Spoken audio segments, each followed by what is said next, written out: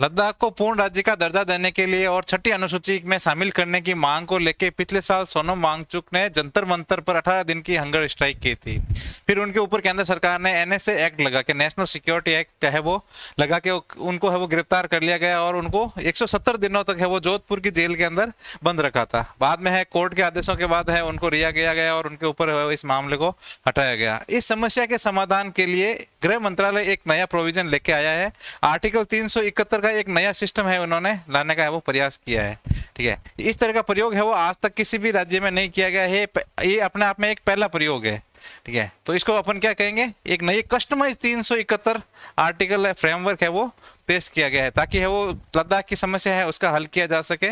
इसमें है वो पूर्ण राज्य का दर्जा है वो नहीं दिया जा रहा है, ना उनको छठी अनुसूची में शामिल है वो किया जा रहा है, पर वो वहाँ के लोगों की जो स्वायत्ता की जो भावना है उसको तुष्ट करने के लिए सरकार है वो नया कदम है वो उठा रही है। तो इस आज की इस क्लास में अपन ये मुद्दा देखेंगे कि भाई ये फ्रेमवर्क क्या है, इसके क्या क्या फायदे हैं, क्या नुकसान है, क्या सोनम वांगचुक इससे खुश होंगे, क्या वहाँ की जनता है उससे खुश होगी कि नहीं होगी, फिर इसका है वो समाधान है वो क्या क्या हो सकते हैं। ठीक है, आइए इस क्लास के अंदर अपन इस मुद्दे के ऊपर चर्चा करेंगे। इससे पहले मैं आपसे निवेदन करूंगा कि आप इस क्लास को अधिक से अधिक शेयर कीजिए, सब्सक्राइब कीजिए और लाइक जरूर है वो कीजिएगा। चाहिए देखते हैं अपन इस मुद्दे को। ठीक है, तो यहाँ पे देखो ये विंट न्यूज़पेपर है, इसमें बताया गया कि कस्टमाइज आर्टिकल 371 फ्रेमवर्क है वो पेश किया गया है और इसमें 7 डिस्ट्रिक्ट्स है वो बनाए गए हैं। पहले जो लद्दाख के अंदर कितने 2 डिस्ट्रिक्ट थे, एक तो लेह था एक कारगिल था, अब उसमें 5 डिस्ट्रिक्ट है वो और ऐड कर दिए गए हैं। ठीक है, फिर यहाँ पे जो है नया फ्रेमवर्क है उन्होंने पेश किया है। इस फ्रेमवर्क को लेके वहाँ के ऊपर है वो मतलब काफी नाराजगी भी देखी जा रही है। वहाँ के जो स्थानीय संगठन है वो इसका विरोध कर रहे हैं क्योंकि उनके अंदर जो सरकार और जो लद्दाख के जो लोग हैं उनके बीच में एक विश्वास की खाई है वो काफी मतलब बड़ी हो चुकी है, तो उसको पाटना इतना आसान है नहीं। ठीक है, तो अपन इसके मुद्दे को देखेंगे भाई इसमें है क्या। ठीक है, तो ये पेश किसने किया, ये मुख्य सचिव है वहाँ के आशीष कुंद्रा। तो उन्होंने कुछ घोषणाएं की है कि मतलब ये किसके लिए की है, स्थानीय भागीदारी और स्वायत्ता स्वशासन की स्थापना के लिए इन्होंने भागीदारी की है।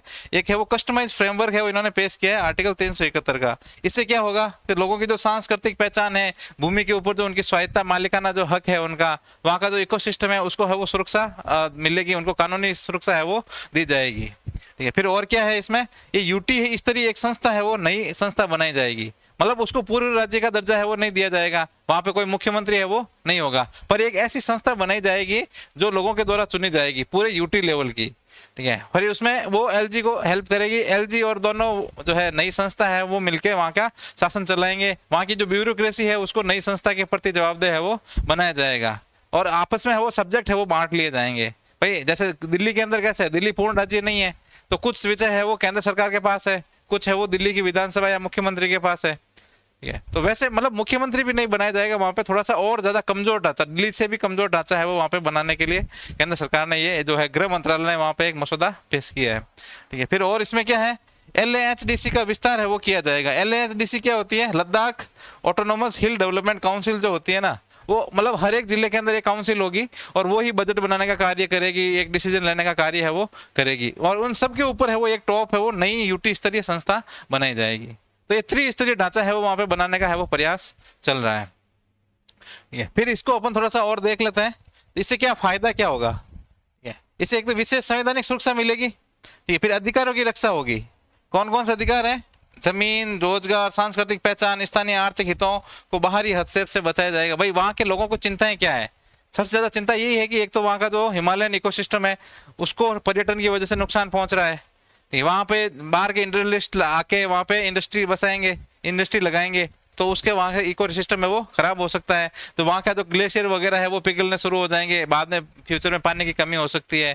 ठीक है, फिर वहाँ की कल्चर है वो ऊपर इफेक्ट हो सकती है, ये संकर कल्चरल जो है ट्रांसमिशन हो सकता है। तो ये कुछ चिंताएं हैं वहाँ के लोगों को, इसलिए वो चाहते थे कि जैसे नॉर्थ ईस्ट के जो स्टेट है वहाँ पे 6 शेड्यूल लागू है। ठीक है, जैसे नागालैंड है, असम है, मिजोरम वगैरह है, तो वैसे के वैसे यहाँ पे लद्दाख के लिए भी ऐसा प्रोविजन है वो किया जाए या फिर छठी जो है 6 शेड्यूल है उसमें शामिल किया जाए। पर सरकार ने उनकी बात है वो नहीं मानी है। सरकार ने एक दूसरा विकल्प पेश किया है, दूसरा अल्टरनेट ऑप्शन है वो पेश किया है, वो थोड़ा छठी अनुसूची से थोड़ा कमजोर माना जा रहा है। ठीक है, फिर अनुकूलित समानता, तो ये किसके जैसे नागालैंड मिजोरम जैसे ये समान यह स्थिति या कस्टमाइज ये चाहते थे। जैसे नागालैंड को कौन सा आर्टिकल मिला हुआ है 371A, मिजोरम को 371G। ठीक है। ऐसे आसाम को भी 371 बी है वो मिला हुआ, क्योंकि वहां पे आदिवासी लोग काफी ज्यादा रहते हैं और आदिवासियों के लोगों की जो है संस्कृति है, उनके रीति रिवाज है, ठीक है, तो उनके जो भूमि के अधिकार है उन सबको सुरक्षित कर रखने के लिए अलग से 6 शेड्यूल है वो बनाया गया है। फिर देखो ये अपने आप में ये नया है, इसको क्या कहते हैं, देखो इसके लिए वर्ड एक यूज किया जाता है, सुई जेनेरिस। क्या है? सुई जेनेरिस मॉडल। किसने पेश किया है? ये केंद्रीय गृह मंत्रालय ने पेश किया है। सुई जेनेरिस मतलब अपने आप में अनूठा है, नया है प्रयोग। ऐसा प्रयोग अभी तक भारत में कहीं पे भी नहीं किया गया है, पहली बार है वो लद्दाख के अंदर लागू किया जाएगा। फिर अपन थोड़ा सा एक हिस्ट्री देख लेते हैं लद्दाख की, कि भाई लद्दाख है वो कैसे भारत का अंग बना, कैसे फिर अब वर्तमान की स्थिति तक पहुंचा है। तो सबसे पहले तो 1834 के अंदर डोगरा जो शासन था, जो जम्मू कश्मीर का जो श्रीनगर के अंदर जो शासन था ना, वो डोगरा शासन था। तो उन्होंने 1934 के अंदर लद्दाख के ऊपर हमला करके इसके ऊपर कब्जा कर लिया और जम्मू कश्मीर में इसको मिला लिया। इससे पहले ये स्वतंत्र हिमालय साम्राज्य था, ठीक है। फिर है वो 1947 में जब जम्मू कश्मीर का विलय भारत में हुआ, तब उसके साथ है वो लद्दाख का विलय भी हो गया, ठीक है। फिर अपन देखते हैं, फिर उसमें क्या है कि बहुत सारी समस्याएं थी, तो वो लोग उपेक्षा महसूस कर रहे थे, क्योंकि श्रीनगर से जो शासन हो रहा था ना, वो वहां पे है वो लद्दाख के ऊपर है वो इतना ध्यान नहीं दिया जा रहा था, ठीक है। तो लद्दाख के लोग काफी, क्योंकि वहां पे रिमोट है, पॉपुलेशन डेंसिटी काफी कम है, तो श्रीनगर वाले ज्यादा ध्यान देते नहीं है उनके ऊपर, तो वो अपने आप को उपेक्षित महसूस करते थे। तो उनकी एक मांग थी कि लद्दाख को है वो यूनियन टेरिटरी बनाया जाए, केंद्र शासित प्रदेश है वो बनाया जाए। पर ये स्थिति आ गई भाई, ऐसा दिन आ गया कि जब यूटी बनाया गया, वहां के लोगों ने खुशी भी जताई कि हमें वो यूटी बना दिया गया। ये कब बनाया गया? 5 अगस्त 2019 को, जब जम्मू कश्मीर से धारा 370 है वो हटाया गया, ठीक है। तो उस दिन है वो लद्दाख को अलग से एक यूटी बना दिया गया, जम्मू कश्मीर को अलग से यूटी बनाया गया, दोनों को अलग को यूटी बना दिया गया। अब है वो जम्मू कश्मीर का तो वापस है वो राज्य का दर्जा है वो दिया जा रहा है, वहां पे मुख्य मतलब चुनाव भी हो गए, मुख्यमंत्री भी बन गए, पर जो लद्दाख है वो अभी भी केंद्र शासित प्रदेश है। पर फिर बाद में वहां के लोगों को लगा कि भाई जो हम यूटी से जो फायदे चाहते थे वो तो हमें मिल ही नहीं रहे, उल्टी चिंताएं है वो काफी ज्यादा हो गई है, ठीक है। तो यूटी का दर्जा मिलने पर प्रारंभिक उत्साह तो उनको था, लेकिन निर्वाचित प्रतिनिधित्व के अभाव में धीरे धीरे राजनीतिक असंतोष में वृद्धि हो गई। अब देखो यूटी क्या होता है आप सबको पता है, केंद्र शासित प्रदेश होता है। केंद्र शासित प्रदेश मतलब केंद्र सीधा शासन वहां पे करती है, ठीक है। तो वहां पे लेफ्टिनेंट जो गवर्नर होता है उसकी सहायता के लिए वहां पे की ब्यूरोक्रेसी है वो कार्य करती है, ठीक है। और वहां का जो जनप्रतिनिधित्व है उसका ज्यादा रोल होता नहीं है, तो उनकी बात सुनी नहीं जाती, क्योंकि वहां पे कोई निर्वाचित सरकार है वो, वहां की लोकल सरकार है वो होती नहीं है, ठीक है। तो वो वहां पे इस वजह से असंतोष फैला था लगातार जनता के अंदर, ठीक है। तो इस असंतोष की प्रकट के रूप में वहां पे एक जन आंदोलन है वो खड़ा हो गया था, तो वो भी अपन देख लेते हैं। प्रशासनिक और कार्यकारी शक्तियां पूरी तरह से किसके पास थी? उपराज्यपाल के पास थी, और नौकरशाही के हाथों में केंद्रित हो गई थी। मतलब उपराज्यपाल और वहां की जो ब्यूरोक्रेसी मिलके ही पूरा लद्दाख है वो चला रहे थे। जनप्रतिनिधित्व का कोई भी रोल नहीं, कोई बात नहीं सुनी जा रही, जनता की कोई भी बात नहीं सुनी जा रही। जैसा अधिकारी चाहते हैं वैसा होगा, जैसे एलजी चाहते हैं वैसा होगा। जैसे दिल्ली के अंदर नहीं कॉन्फ्लिक्ट चलता रहता है एलजी और मुख्यमंत्री के बीच में, जब केजरीवाल मुख्यमंत्री थे तब, ठीक है। तो उससे यहाँ पर है उससे भी ज्यादा बदतर स्थिति है, ठीक है। तो यहाँ पे तो कोई मुख्यमंत्री भी नहीं होगा, तो फिर वो कौन सुनेगा? कोई नहीं सुनेगा। फिर इस स्थिति से जनता और प्रशासन के बीच में एक बड़ी जो खाई है वो पैदा हो गई। इस वजह से वहां पे एक जन आंदोलन हो गया, और उस जन आंदोलन का नेतृत्व है वो सोनम वांगचुक के द्वारा किया गया। तो वो भारत के एक जाने माने वैज्ञानिक है, एक एनवायरमेंटलिस्ट है, ठीक है, और उनको रमन मैग्सेसे पुरस्कार भी मिला हुआ है, ठीक है। तो इनको सोनम वांगचुक को किसी पहचान के मोहताज नहीं है वो, वर्तमान में सब लोग उनको जानते हैं। वर्तमान में भी वो जो है शिक्षा के अंदर अकाउंटेबिलिटी फिक्स करने के लिए जंतर मंतर के अंदर अभी 19 दिन की है वो हंगर स्ट्राइक वो कर चुके हैं, और लगातार है वो चल रही है, पर सरकार अभी भी उनकी बात है वो नहीं सुन रही है। तो मेरा ये मानना है कि सरकार को उनकी बात को सुनना चाहिए। एजुकेशन वगैरह जो नीट का पेपर वगैरह लीक हुआ है उसकी अकाउंटेबिलिटी फिक्स होनी चाहिए। भाई आप है वो अधिकारियों के ऊपर एक्शन लेते हो, तो ऐसे मंत्री के ऊपर भी कुछ एक्शन होना चाहिए। भाई पहले जो भारत का इतिहास रहा है, जैसा इतिहास रहा है कि भाई जब भी कोई ऐसा बड़ी कोई घटना होती थी तब मंत्री अपनी अकाउंटेबिलिटी लेता था और वो इस्तीफा देता था। तो वर्तमान शासन में ऐसा है वो ट्रेंड अपन ने देखा नहीं है, और वो सेट भी ऐसा ट्रेंड है वो करना नहीं चाहते, इसलिए वो है वो उनकी बात सुन नहीं रहे हैं। तो उनकी बात को है वो सुना जाना बहुत जरूरी है। अब अपन थोड़ा लद्दाख के बारे में देख लेते हैं कि लद्दाख का जो इलाका है ना, ठीक है, तो इसमें देखो अभी 7 जिले हैं, 7 डिस्ट्रिक्ट्स है। तो पहले सिर्फ 2 जिले थे, एक तो कारगिल था, एक लेह था। उसके बाद 5 जिले और बनाए गए। कौन कौन से हैं? देखो एक तो है द्रास नाम का है, ठीक है, एक है जास्कर, ठीक है। फिर है चांगथांग नाम का है, और एक ले तो है, ये साम है और नुब्रा है, तो और एक कारगिल है। तो ये 7 जिले हैं टोटल। और वहाँ का एरिया कितना है? 60,000 स्क्वायर किलोमीटर वहाँ का एरिया है। जनसंख्या कितनी है? 3 लाख जनसंख्या है सिर्फ, ठीक है। तो ये भारत का सबसे बड़ा यूनियन टेरिटरी है, सबसे बड़ा केंद्र शासित प्रदेश है, और जनसंख्या सिर्फ कितनी? 3 लाख। तो वहाँ की पॉपुलेशन डेंसिटी काफी कम है, इसलिए काफी समस्याएं फेस करनी पड़ती है, ठीक है। तो इसलिए है वहाँ के जो शासन है उसका डिसेंट्रलाइजेशन करना बहुत ही जरूरी है। डिसेंट्रलाइजेशन नहीं होगा तो फिर उन लोगों को बहुत ज़्यादा ट्रेवल करके राजधानी तक आना पड़ेगा, या फिर जो डिस्ट्रिक्ट हेडक्वार्टर है वहाँ तक आना पड़ता है, कोई भी छोटे मोटे काम के लिए भी आना पड़ता है। तो काफ़ी समस्या है उनको फेस करनी पड़ती है। अब अपन देखते हैं सोनम वांगचुक के बारे में कि भाई उनका नेतृत्व और संघर्ष कैसा रहा। फिर जलवायु कार्यकर्ता रहे हैं, और उन्होंने 18 दिन का है वो ऐतिहासिक उपवास है वो वहाँ पे किया था, जंतर मंतर के ऊपर किया था। उनके ऊपर बाद में एनएसए लगा, 170 दिन तक जोधपुर की जेल के अंदर रहे। उसके बाद में उसको सरकार और कोर्ट के आदेशों के ऊपर है वो सरकार ने उनको रिहा किया। फिर 14वें दलाई लामा है, उन्होंने उनको आध्यात्मिक समर्थन दिया, मार्गदर्शन भी दिया, ठीक है। तो अब है उनकी मांग क्या थी? तो दुनिया का जो सबसे नाजुक जो माउंटेन इकोसिस्टम है वो कहाँ पे है? मतलब उनके हिसाब से वहाँ पे कहाँ है? लद्दाख के अंदर है। और वो किस किस चीज़ों से अफेक्ट हो सकता है? वो जो पर्यटन है, भारी बुनियादी ढांचा है, उससे ग्लेशियर को खतरा है वो पहुंच सकता है। तो ये उनकी चिंताएं थी।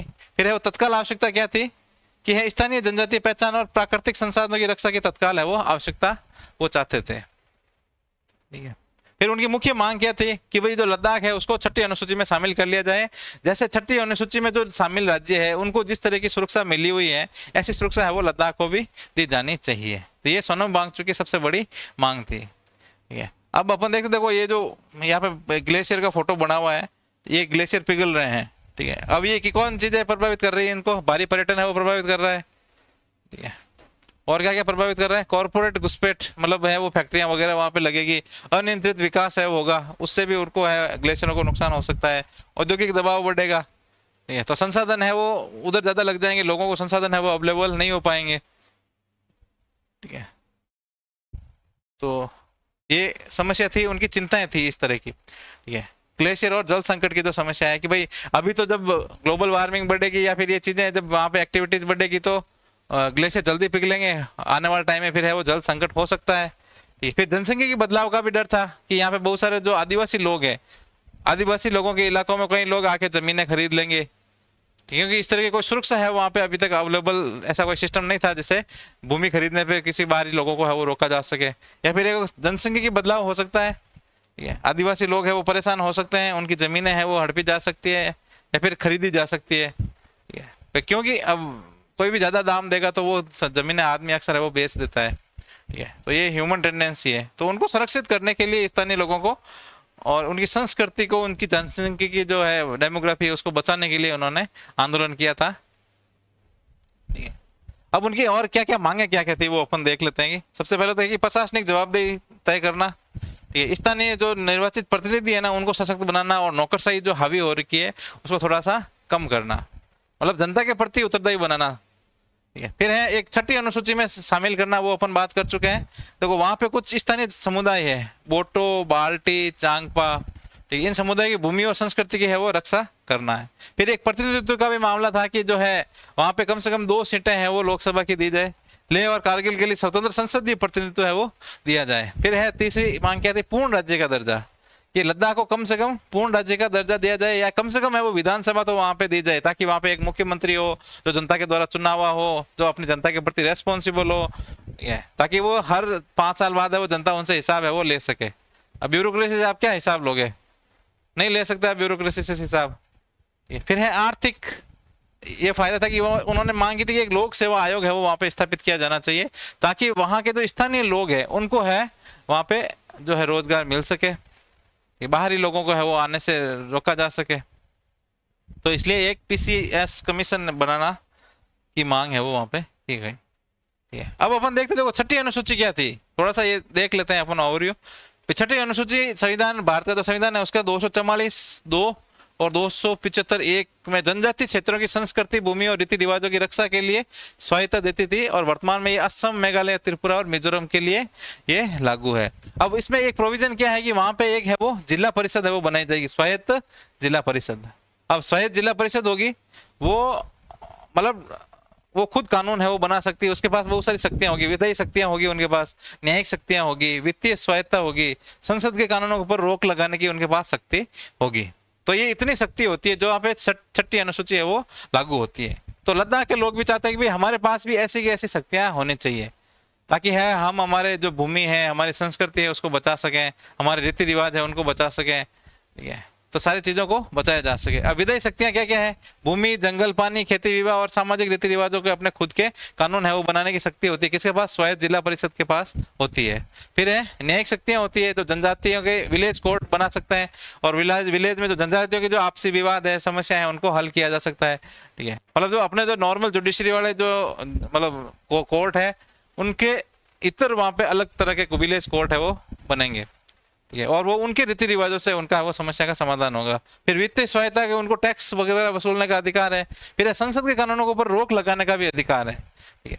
तो ये किसके द्वारा ये लागू किया जाता है?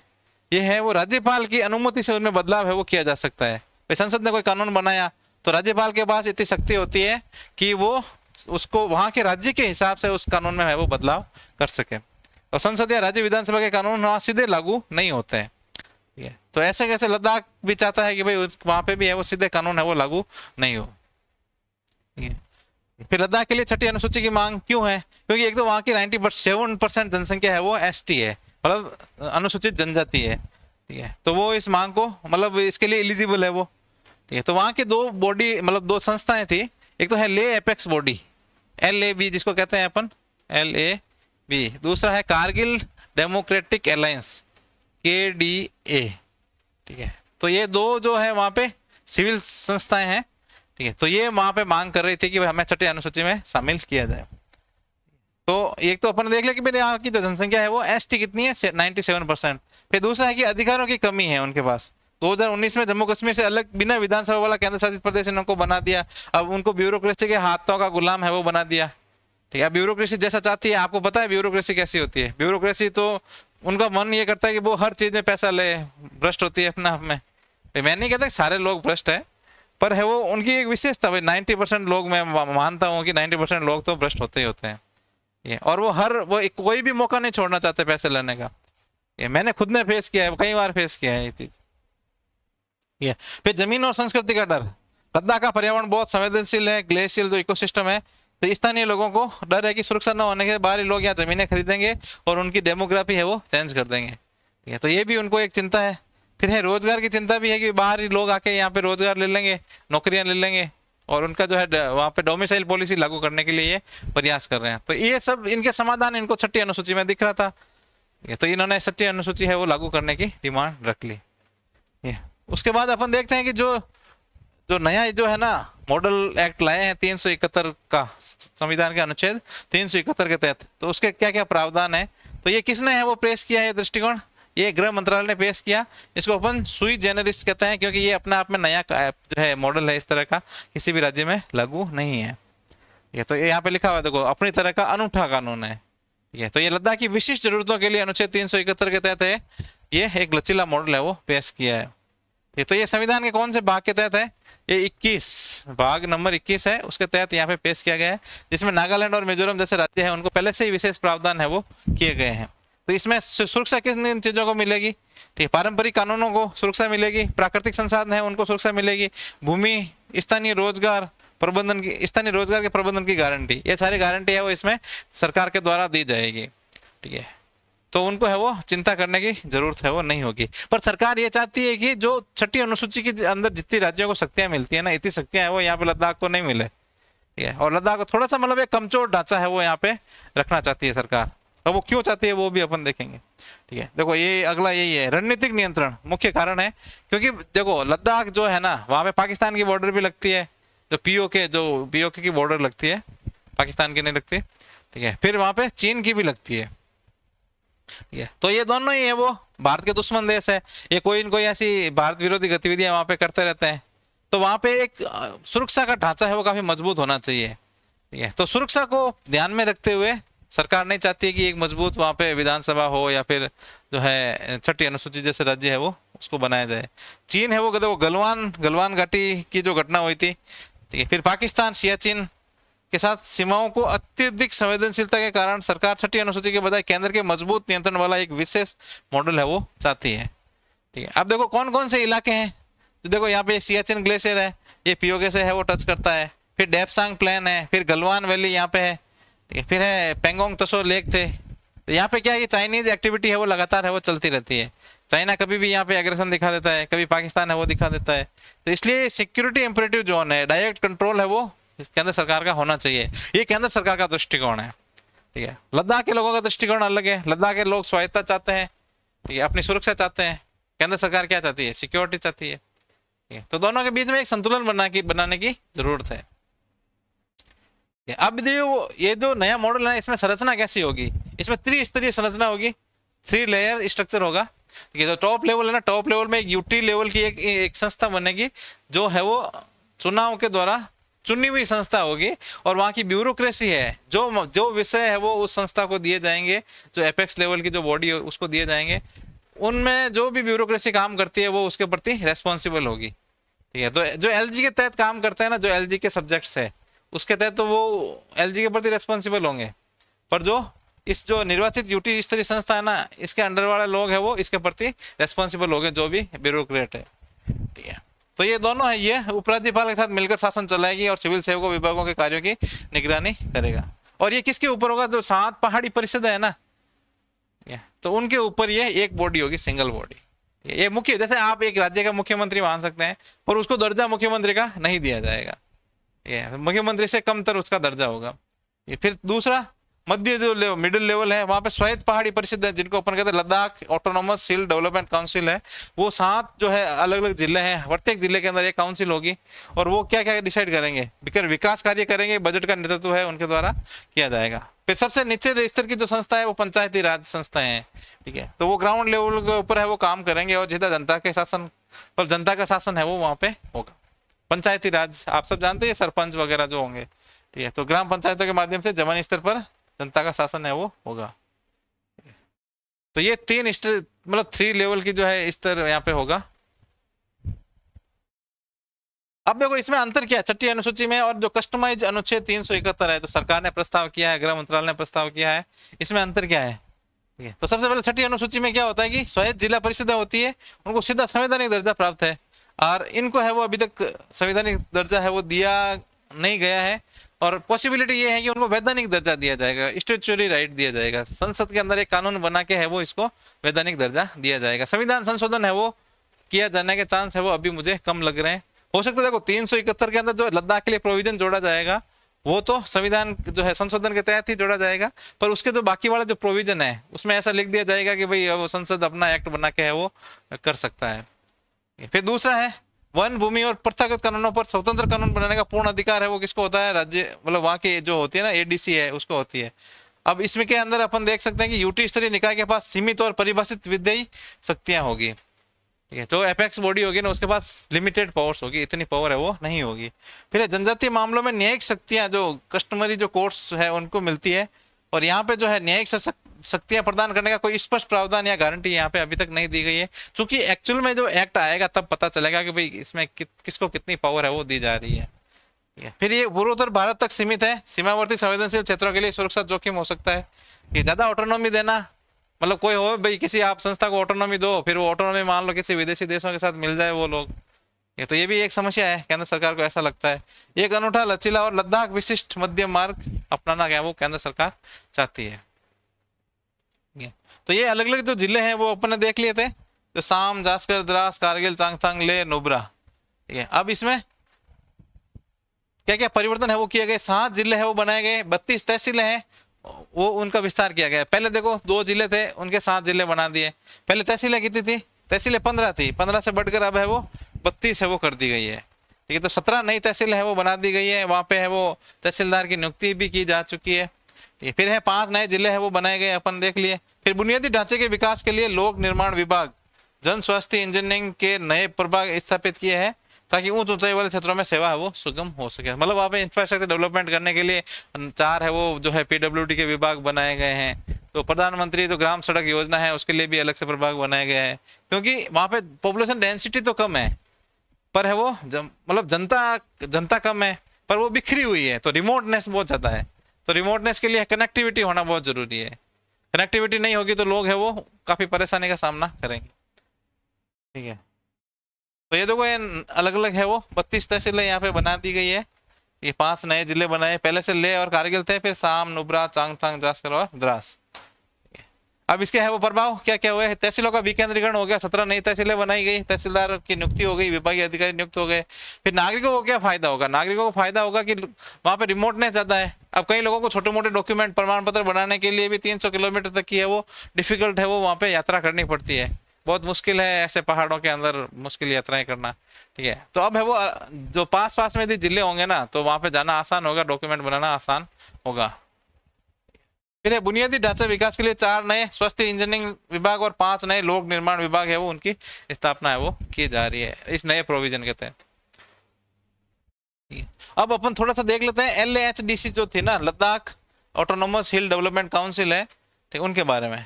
तो ये कौन सा एक्ट है, 1995 का एक एक्ट है कि कठिन भौगोलिक परिस्थितियों में विकास सुनिश्चित करने के लिए सबसे प्रभावी वैधानिक मॉडल ये बनाया गया है कि आप है वो एक जिला स्तर के ऊपर एक काउंसिल होगी, ठीक है, और वो उसके पास है वो बहुत ज्यादा शक्तियां होगी। तो अब उसमें उनके पास क्या क्या शक्तियां होगी, नागरिक सेवाएं वो कर सकते हैं, स्वास्थ्य, प्राथमिक शिक्षा, कृषि, पर्यटन प्रबंधन, मानव संसाधन वो करेंगे, वो जिला कैडर के जो पद होते हैं ना वहाँ पे रिक्रूटमेंट करेंगे, वहाँ पे मतलब पदोन्नति जो है प्रमोशन भी करेंगे। फिर और क्या हो सकता है, राजस्व इकट्ठा करेंगे, टैक्स कलेक्शन की पावर है वो इनके पास होगी। फिर भूमि और बजट, भूमि आवंटन, प्रबंधन और जिला विकास योजनाओं के लिए बजट की तैयार करने की पूर्ण शक्तियां किसके पास होगी, LAHDC के पास होगी। Ladakh autonomous hill development councils हर जिले के अंदर एक होगी, तो इनको काफी शक्तियां दी गई है।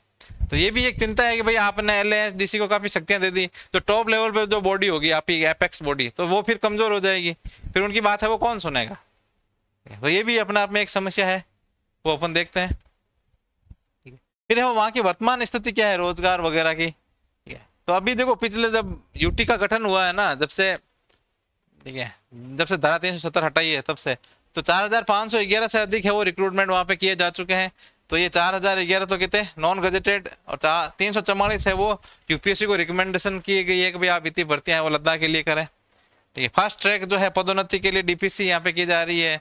फिर यहाँ पे विभागीय भर्ती के लिए है वो अलग अलग, मतलब यहाँ पे 262 तो शिक्षक स्कूलों में, फिर विद्यालयों में 47 फैकल्टी है वो, और 341 पुलिस कांस्टेबल के पदों की भर्ती है वो की है अभी तक। ठीक है, ये प्रोग्रेस रिपोर्ट है लद्दाख की यूटी की। फिर है वो देखो वहां पे विरोध भी हो रहा है, कौन सा कर रहा है, एक तो LAB कर रहा है लद्दाख एपेक्स बॉडी, और एक है KDA, ये है कारगिल डेवलपमेंट एरिया। तो ये 7 जो AHDC है ना उनके खिलाफ वो अपनी आवाज उठा रहे हैं। तो उनको क्या प्रॉब्लम है वो अपन देखते हैं। इनके हिसाब से क्या है कि ये इस मॉडल का विरोध कर रहे हैं, ठीक है, कि शक्तियों का है वो विखंडन हो जाएगा कि भाई आपने LAHDC है उसको काफी शक्तियां दे दी, फिर आपने वो एपेक्स जो बॉडी है उसको भी शक्तियां दे दी, फिर उनके बीच में टकराव हो सकता है, ठीक है, या फिर एपेक्स बॉडी है वो कमजोर हो सकती है। ठीक है, फिर है जनसंख्या बनाम शासन का है असंतुलन। फिर मात्र 3 लाख की आबादी के लिए 7 हिल काउंसिल है वो बना दी गई है। फिर बहुत सारी जो है संस्थाएं अलग अलग बना दी आपने, जो है पंचायती राज की भी बना दी आपने, LAHDC भी बना दी आपने, एपेक्स बॉडी भी बना दी। फिर इससे क्या हो गया, एक तो होता है ना सिद्धांत मिनिमम गवर्नमेंट मैक्सिमम गवर्नेंस, तो इसमें क्या यहाँ पे उल्टा हो गया, मैक्सिमम गवर्नमेंट मिनिमम गवर्नेंस। तो ये एक समस्या यहाँ पे हो सकती है। फिर जवाबदेही का संकट यहाँ पे होगा, बहुत सारी संस्थाएं हो गई, LG हो गया, फिर वहां पे एपेक्स बॉडी हो गई, तो अकाउंटेबिलिटी किसके पास रहेगी, अकाउंटेबिलिटी डिसाइड कैसे होगी। तो ये भी अपने आप में एक बड़ी समस्या हो सकती है। तो ये संतुलन की समस्या है, कमजोर यूटी स्तरीय निकाय है, ठीक है, 7 जिला परिषद है वो ज्यादा हावी है, तो यूटी स्तरीय निकाय को थोड़ा सा क्या है कमजोर बनाया गया।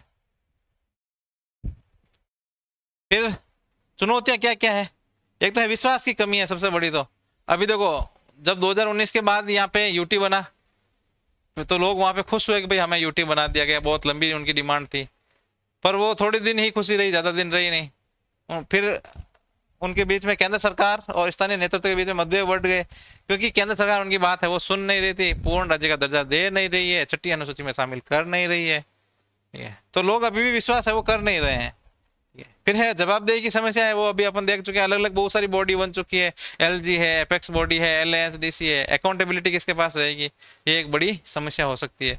उसके बाद अपन देखते हैं नौकरशाही का वर्चस्व है वहां पे रहेगा, ठीक है, तो ये इसको है ना, जो विपक्षी नेताओं का आरोप है कि वर्तमान जो परिषद है ना वो वर्चुअली डिसफंक्ट है और वो वास्तविक निर्णय लेने की शक्ति किसके पास है, केवल एलजी सचिवालय के पास है। तो अभी भी जो है एक्चुअल पावर किसके पास, एलजी के पास ही रहेगा। तो केंद्र सरकार अपने मर्जी से है वो रोल करेगी वहां पे। फिर इनकी है वो क्या क्या चिंता है कि शक्तियों का है वो विखंडन हो जाएगा, अलग अलग परिषदें बनने से राजनीतिक शक्ति बढ़ जाएगी, जिससे शीर्ष संस्था है वो कमजोर हो जाएगी। फिर अपन और देखो और किसी को चिंताएं हैं, एक चिंता तो है अधूरी अधूरी कार्य क्षमता। क्या है, मौजूदा लेह और कारगिल परिषदों का आरोप है कि यूटी बनाने के बाद उनसे बजट है वो कम कर दिया जाएगा, तो बजट कम होने से इंफ्रास्ट्रक्चर डेवलपमेंट है वो कम हो सकता है, और एलजी सचिवालय है वो सारे निर्णय करेगा, तो भी अपने आप में एक बड़ी समस्या है। जो चुनी हुई सरकार या फिर चुनी हुई जो बॉडी होगी ना उसके पास ज्यादा पावर रहेगी नहीं। फिर ये जो फैसला किया गया है वो बिना सहमति के किया गया है, ये अपने आप में एक बड़ी चिंता का विषय है। 22 मई 2000 मतलब जो 22 मई है इस साल की, उसको एमएचए की जो बैठक हुई थी उसमें 7 परिषदों का जिक्र था, जिसमें लद्दाख की नेताओं ने साइन है वो किया ही नहीं। मतलब जो लद्दाख के नेता थे उन्होंने इस बात के ऊपर स्वीकृति ही नहीं दी, जबरदस्ती केंद्र सरकार ने इस बात की है वो एक तरफा घोषणा कर दी। ठीक है, तो ये एक चिंता की बात है। फिर विभाजन का डर है, केडीए का आरोप है कि जिन जिलों पर परिसीमन जानबूझकर है वो बहुत बहुल क्षेत्रों के पक्ष में किया है ताकि लेह और कारगिल के संयुक्त आंदोलन को कमजोर है वो किया जा सके। तो वहां पे क्या है कि कुछ इलाके हैं जहाँ पे बहुत ज्यादा है, कुछ इलाके हैं जहाँ पे हिंदू है या फिर मुस्लिम ज्यादा है, तो वो ये भी आरोप लगे हैं कि ये जो बौद्ध वाला है उनको प्रतिनिधित्व है वो ज्यादा दिया जा रहा है। ठीक है, तो उनसे फिर जो उनका आंदोलन है वो कमजोर हो सकता है, विभाजन हो सकता है शक्तियों का। तो अब है वो समाधान, अपन देखते हैं संघर्ष से समाधान क्या हो सकता है। एक तो है कि शक्तियां और स्वायत्ता में संतुलन होना चाहिए। ठीक है, राजनीतिक स्वायत्ता की कीमत पर लागू है वो इसको नहीं किया जाना चाहिए। फिर है संवैधानिक स्पष्टता की आवश्यकता है, भाई आप जो राइट किसको कितना दे रहे हो पूरा स्पष्ट होना चाहिए। तो ये पूरा फ्रेमवर्क है, भूमि पर्यावरण रोजगार के अधिकारों को लिखित और पारदर्शी रूप से परिभाषित है वो किया जाना चाहिए। फिर तीसरा क्या है, समाज एक विकल्प हो सकता है, भाई सारी समस्याओं का हल क्या है, आप समाज से सारी समस्याओं का हल कर सकते हैं। तो लद्दाख के नागरिक समाज जो है, एलएबी है, केडीए है, उनके अविश्वास को मिटाने के लिए केंद्र सरकार को लगातार है वो बात करनी चाहिए, गृह मंत्रालय को उनसे बात करनी चाहिए, उनकी चिंता है उनका निराकरण है वो किया जाना चाहिए। ठीक है, और स्थानीय आकांक्षाओं को भी पूरा किया जाना चाहिए, और जो सामरिक सुरक्षा है उसको भी वहाँ पे ध्यान देना बहुत ही जरूरी है। दोनों के बीच में संतुलन बहुत ही ज्यादा आवश्यक है। तो अब देखो यहाँ पे 3 फैक्टर है, एक तो पर्यावरणीय सुरक्षा है लद्दाख की, एक है स्थानीय स्वायत्ता, लद्दाख के लोगों की स्थानीय स्वायत्ता है, फिर तीसरा है राष्ट्रीय सुरक्षा। इन तीनों पिलर के बीच में एक संतुलन बनाना बहुत जरूरी है। इसमें से एक भी पिलर यदि कमजोर रहता है तो वहां पे शांति नहीं रहेगी। ठीक है, तो ये बड़ी समस्या है वो पैदा हो सकती है। तो लद्दाख का सुरक्षित भविष्य 3 स्तंभों के सटीक संतुलन पर ही निर्भर करता है। तो मेरा भी यही मानना है कि आप हर चीज को है वो संतुलित रखो, कोई भी एक चीज के ऊपर ज्यादा हावी नहीं रहे कि भाई केंद्र सरकार है वहां के लोगों के अधिकारों का पूरा ही कुचल दे, या फिर जो है अब यूटी में तो नॉर्मली यही होता है ना कि भाई केंद्र जैसा चाहेगा वैसा ही होगा, जनता की बात है वो ना तो सुनी जाएगी। यदि वहां पे चुनाव होता है, जनप्रतिनिधि होता है, तो उनको हर 5 साल बाद में हिसाब देना होता है, तो इसलिए वो कुछ ऐसे डेवलपमेंट के कार्य करवाते हैं, जनता के साथ थोड़ा संवेदनशील रहते हैं। पर नॉर्मली ब्यूरोक्रेसी की प्रवृत्ति क्या होती है, ब्यूरोक्रेसी अपने आप में रिजिड है, ठीक है, वो नियम आधारित होती है, ठीक है, तो वो लोगों की बात है वो नहीं सुनती है। बाकी आप सब जानते ही हैं ब्यूरोक्रेसी के बारे में, मुझे ज्यादा बताने की जरूरत है नहीं, आपने कभी ना कभी अपने जीवन में चीजें हैं वो फेस की होगी, आप खुद है वो एक ब्यूरोक्रेट बनना चाह रहे होंगे। तो इसी के साथ ये क्लास यहाँ पे समाप्त होती है, मिलते हैं अपन अगली क्लास में। आप सभी से निवेदन है कि आप इस चैनल को अधिक से अधिक सब्सक्राइब कीजिए, लाइक कीजिए, शेयर कीजिए। धन्यवाद।